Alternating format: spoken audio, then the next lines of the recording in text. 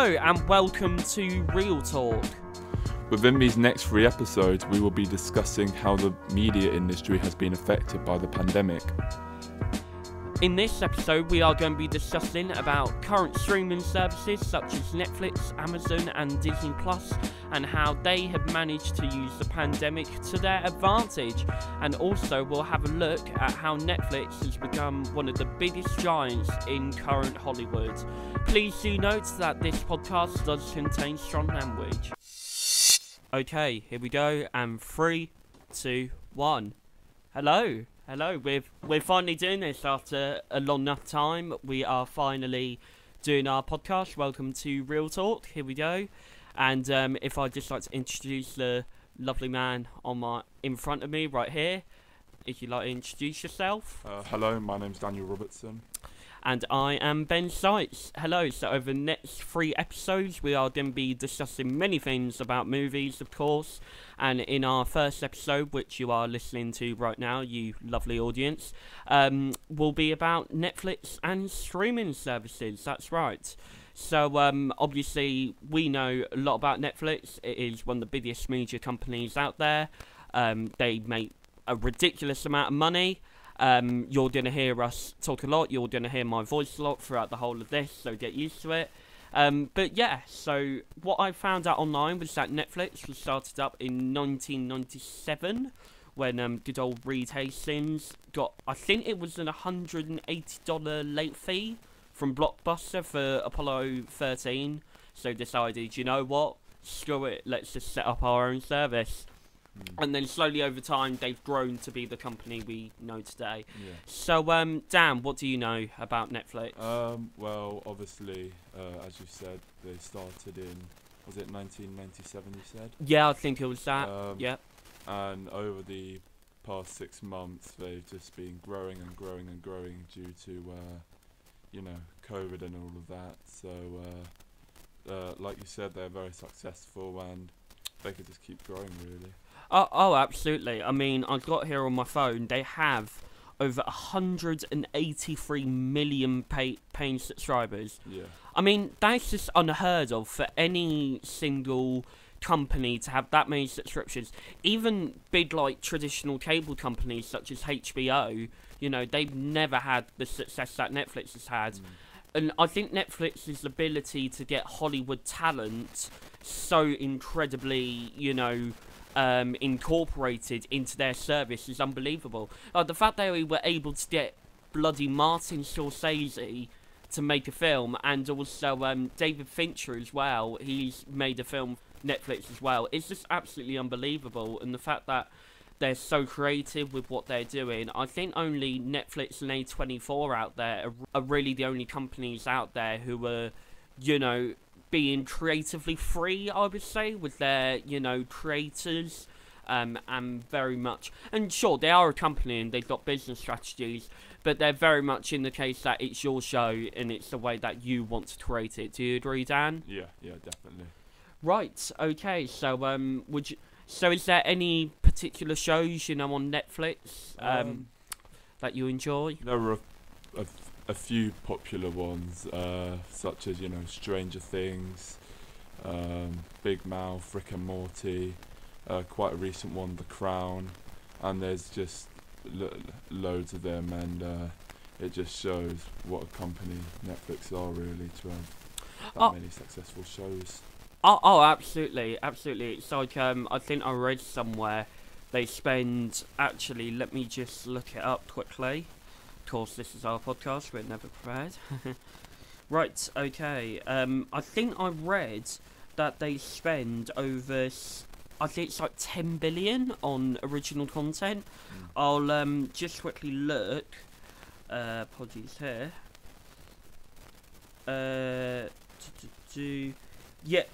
Yeah, so $14 billion they spend on original content every year.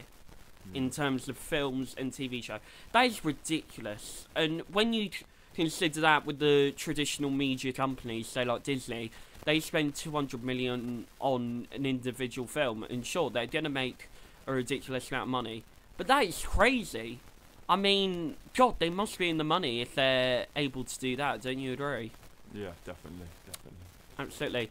And I think the whole sort of streaming service market has really grown now. Obviously, a lot more bigger media companies are getting into streaming now. So many examples I can think of.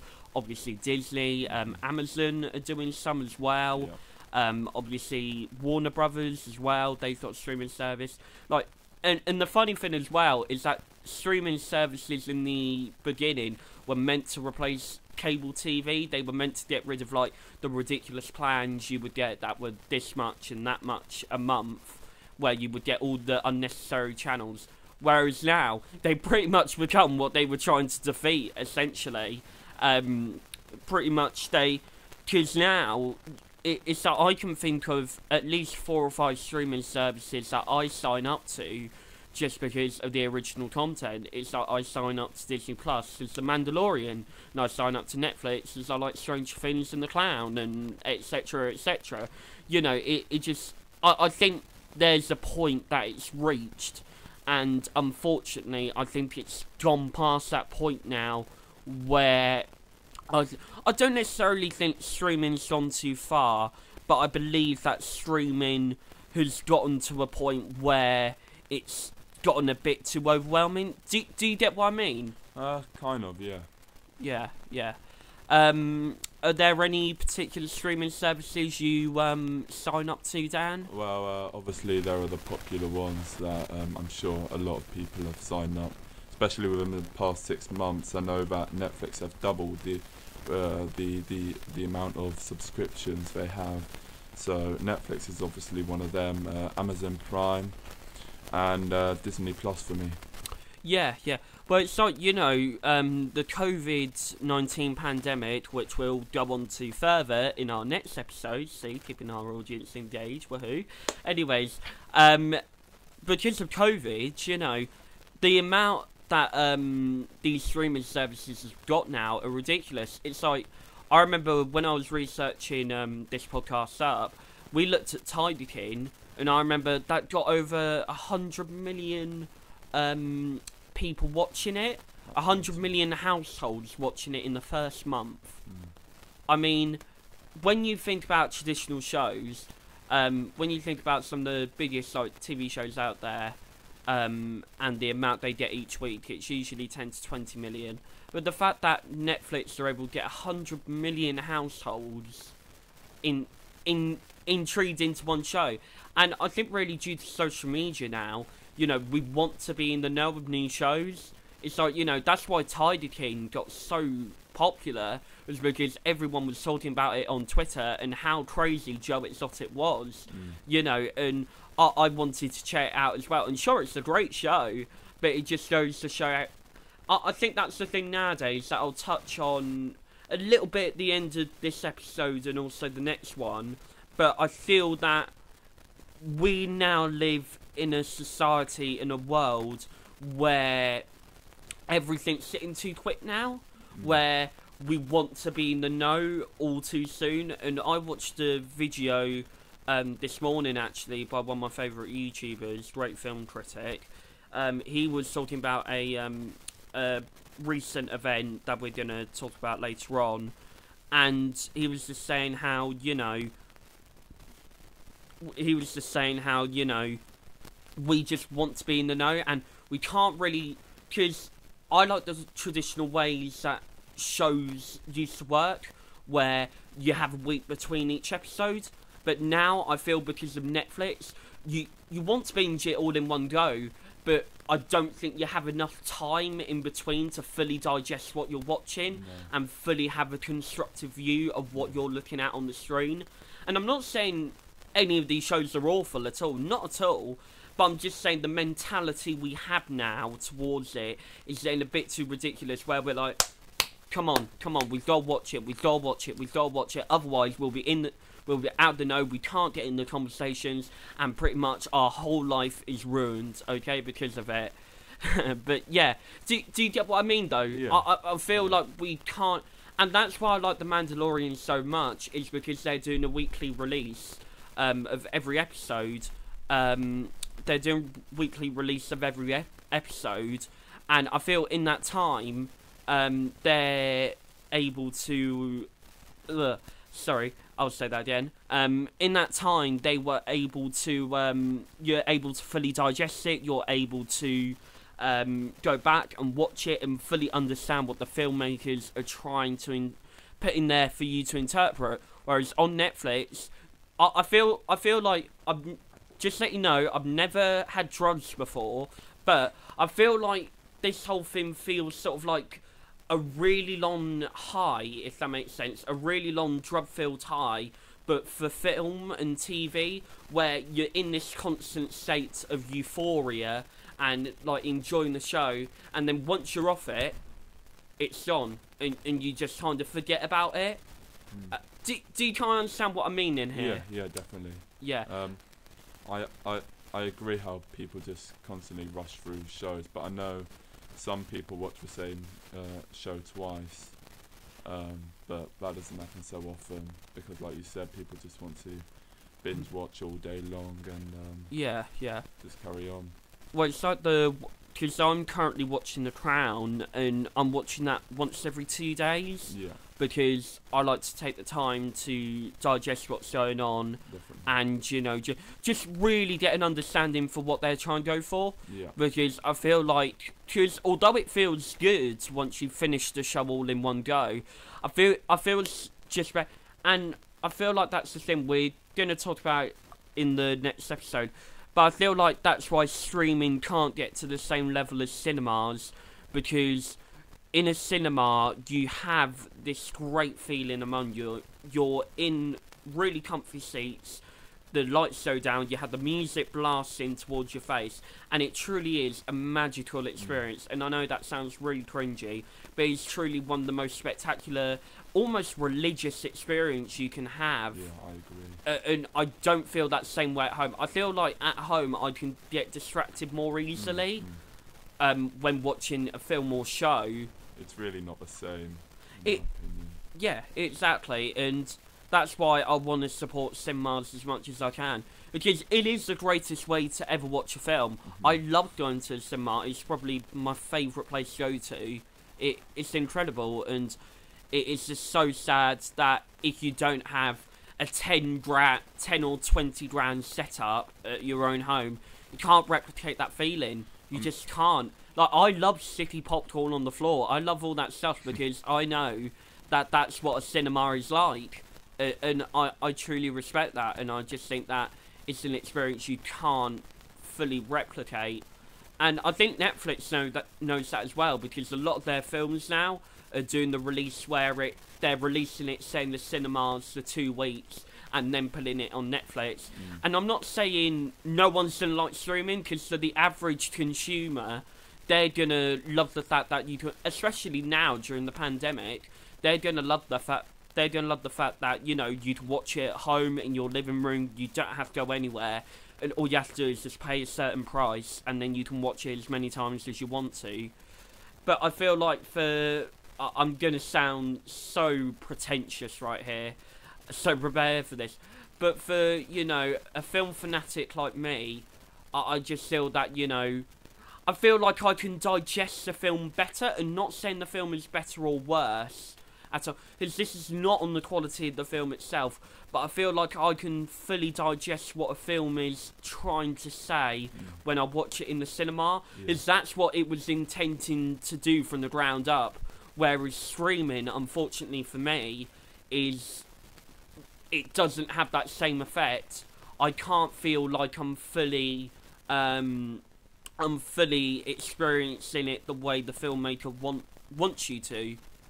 But yeah, that's certainly my opinion on that. What do you think about it, Dan? Yeah, I totally agree that staying at home just watching the streaming services is nowhere near the experience of going to the cinema. I mean, I did a questionnaire with other media students, and I asked, would you go to the cinema under the current restrictions? And even though there are a lot of restrictions, the majority of people said yes, and that just shows really, because even though there's not many released films in the cinema. They're mostly being released on these streaming services. You know, people would still want that experience back, which we haven't got at the moment.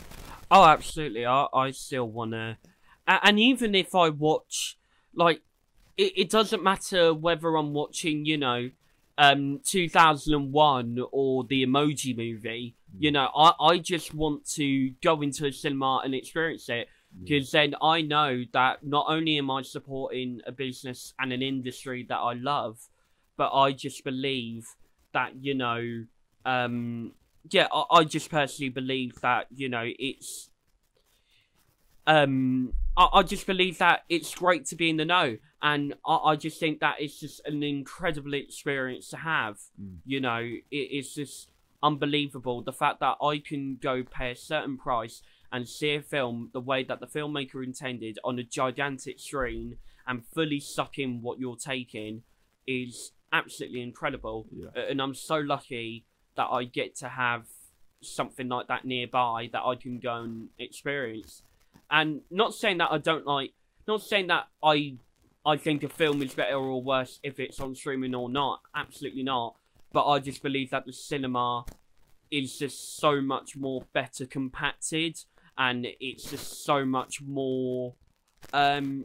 It feels more genuine when you watch a film like that, and I feel so much better when it's like, for example, there's a film coming out actually today, the day that we're recording this, called Mank, that I'm going to watch over the weekend. It's a film directed by David Fincher, who I know is a great director, and it's on Netflix. Now, I know I'm going to enjoy the directing, the performances, everything like that, but I don't feel like I can fully experience it without watching it in the cinema. And I feel like I won't be able to appreciate the film as much watching it at home. But that's personally what I think. I just feel streaming can never get to no matter how hard they try, I can never believe that streaming can get to the same point that cinemas have got. And the day that cinemas die, I think will be a truly devastating day. Not only in the industry, but just just life in general. Because I want to support it as much as I can. I think it's great experience I can never have. It's very much my religion that I follow and a cult that I follow. Pretty much like Tom Cruise in Eyes Wide Shut when he sees all the people around him worshipping the gods, That's what it's like to me when I enter the cinema. I just fully embrace it. But that's just all I have to say. Streaming starts in cinemas. What do you think, Dan? Just put some final closing words. Yeah, obviously it's just a massive shame that it's not the same that it used to be, and these new restrictions and this cinema experience we have now is totally different, and that's affected businesses like Cineworld. I know they lost a bit of money. Oh, absolutely, they lost. I think it was 1 billion. Yeah, something like that. That's incredible, and I really hope they can stay financially stable, and soon we can just get the normal cinema experience back, and releases will start to be released in cinemas rather than streaming services. Obviously, I like streaming services, but as you've said, it's not the same experience when actually going in with the comfortable seats, the massive screen, and the deafening sound. So hopefully they can get back and we can go back to normality. Yeah, absolutely. I just think it is certainly just, and I think for all it's worth, it's a revolutionary product that streaming has invented for us. The fact we can watch any show at any time is extraordinary. But I just think, it can never reach to the same level that anything was. It's like, I could never watch Stanley Kubrick on Netflix or anything for the first time, because I just don't think that's the right way. Honestly, I just don't believe that is the right way for people to experience films. And not judging you if you watch it on your phone or not, but just saying, okay, get off your damn phone and watch it on big screen. So, but yeah, thank you for that conversation, of course, and join us in our next episode where we'll talk about the current pandemic. And thank you all very much for listening.